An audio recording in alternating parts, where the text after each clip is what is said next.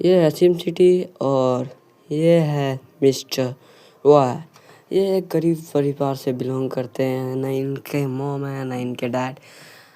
ये ऐसा नहीं है कि ये बचपन से अनाथ है, इसके पास सब था, बट इसकी वाइफ ने इसे चीट किया और इसे भिखारी बनने पे मजबूर कर दिया। अब ये सिर्फ कंस्ट्रक्शन वर्क करता है, कंस्ट्रक्शन के काम से ये अपना रोजी रोटी कमाता है, चलाता है। बट ये अभी भी बड़े बनने का सपना रखता है और ये कहता है कि ये मैं एक न एक दिन फिर से बड़ा बनूंगा और मैं अपने वाइफ को दिखाऊंगा कि मैं क्या चीज़ हूँ। ये अपने वाइफ से बदला लेना चाहता है, इसलिए ये सोचता है कि मैं बड़ा बनूंगा और सिम सिटी से बाहर दूसरे सिटी लॉस एंजल्स में जाके इसकी वाइफ को ये दिखाएगा कि वो अभी कितना बड़ा है, वो कितना बड़ा बन चुका है। बट अभी वो ये सोचता है कि अगर मैं आज काम नहीं करूँगा तो मैं खाऊँगा क्या, और मेरा अमीर बनने का सपना सपना ही रह जाएगा। फिर उसके बाद हमें यहाँ पे दिखाया जाता है कि कोई व्यक्ति उसे बुलाता है, बेटा सुनो। फिर वो कहता है क्या हुआ, तो वो व्यक्ति उसे कहता है कि चलते चलते बात कर। तो रॉय कहता है ठीक है चलते हैं, मैं तो नल्ला बेरोजगारी बैठा हूँ। तो वो व्यक्ति कहता है कि मैं तुम्हें बहुत दिनों से नोटिस कर रहा हूँ कि तुम आते हो यहाँ पे, थोड़ी देर रहते हो, उसके बाद चले जाते हो, क्या कोई काम नहीं करते क्या? तो वो रॉय कहता है कि नहीं, मेरे पास कोई काम नहीं, मैं यहाँ कंस्ट्रक्शन वर्क करता था, बट कंस्ट्रक्शन साइट बंद होने के कारण मुझे अब कोई काम भी नहीं मिलता। तो वो व्यक्ति कहता है कि मेरा नाम माइकल है और मैं तुम्हें एक काम दे सकता हूँ। काम यह है कि तुम्हारे पास दो आइडेंटिटी होंगे। पहला आइडेंटिटी में तुम एक पायलट होगे और दूसरे आइडेंटिटी में तुम एक क्रिमिनल होगे, और ये दोनों आइडेंटिटी मैं अपने मकसद के लिए करा रहा हूँ। तुम्हें चाहिए पैसा और मुझे ये सिटी। कहता है कोई बात नहीं, मैं करूँगा भाई, पैसा पैसा पैसा बहुत ज़रूरी है। तो कहता है वो तुम वहाँ पे रुको, मैं दे रहा हूँ कुछ। तो फिर वो व्यक्ति उसके पॉकेट में एक फ़ोन रखता है। वह कहता है अरे ये तो फ़ोन है।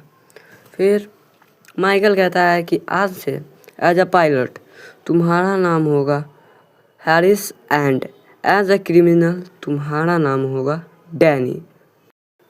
तो कहता है ठीक है भाई मैं करूँगा, पर तुझे कैसे पता कि मैं एक पायलट हूँ? तो कहता है मुझे सब कुछ पता है कि तुम क्या करते थे। और हाँ, अपना रॉय पहले से गरीब नहीं है, ये पहले पायलट हो चुका था, but wife cheat, girls problem.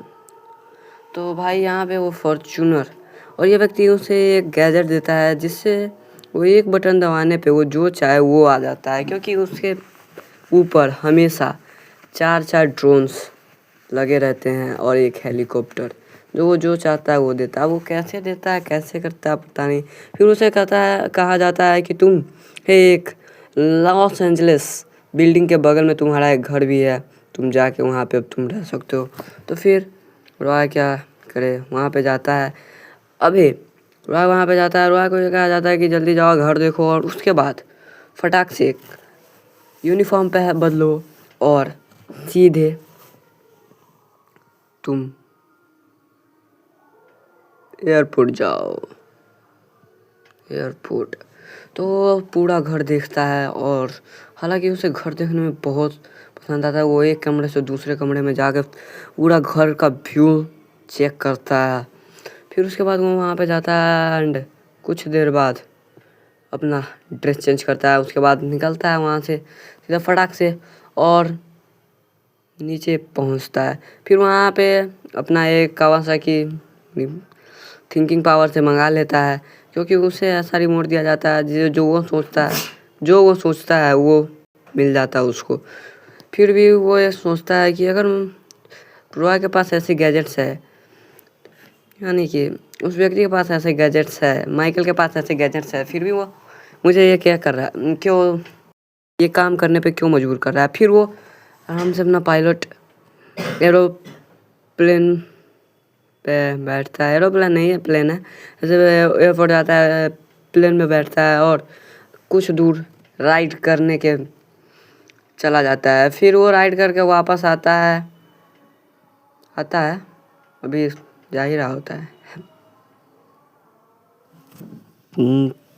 फिर वो वहाँ से आता है, फिर वो अपने थिंकिंग पावर से एक थाल मंगा लेता है।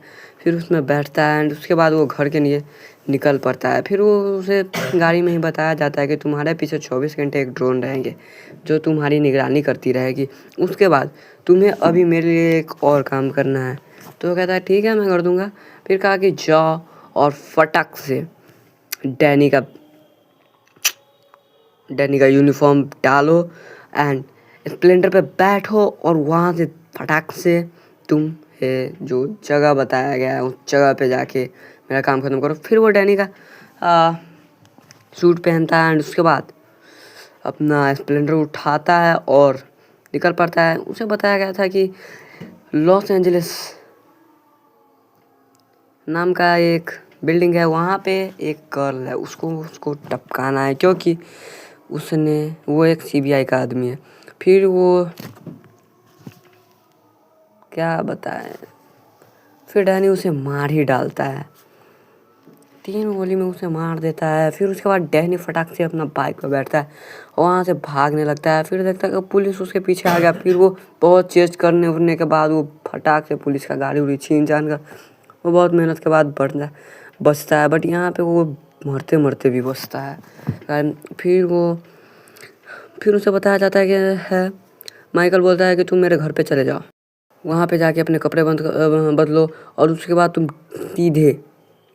तुम सीधे पुलिस स्टेशन जाओ।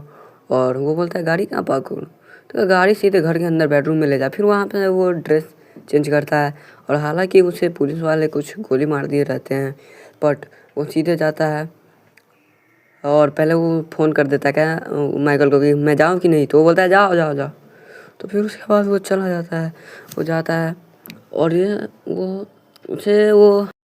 वो पुलिस स्टेशन इसलिए जाता है क्योंकि वो पुलिस वाले को बताना चाहता है और उनके अंदर का जानकारी लेना चाहता है कि वो जो पुलिस पकड़ने आई थी वो थी कौन, क्योंकि वो बाहर की थी, यहाँ की पुलिस नहीं थी। फिर वो अंदर वहाँ पे जाता है और पुलिस वाले से बात करने लगता है।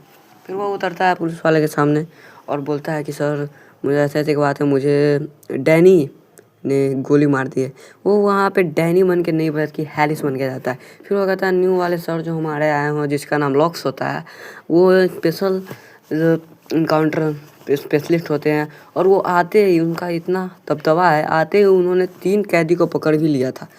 भाई ये सब देख के और सुन के भाई डैनी बहुत ज़्यादा परेशान हो जाता है और ये सोचता है कि अब मैं ये शहर छोड़कर चला जाऊंगा।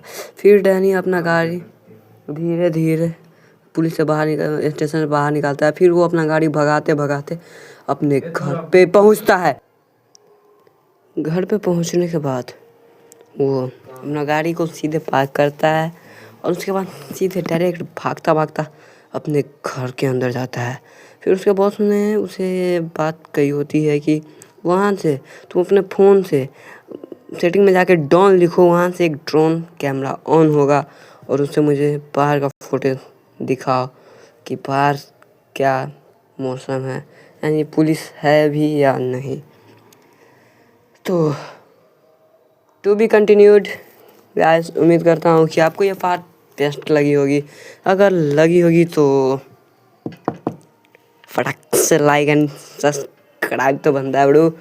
और उम्मीद करता हूँ कि आपको ये वीडियो पसंद आई होगी।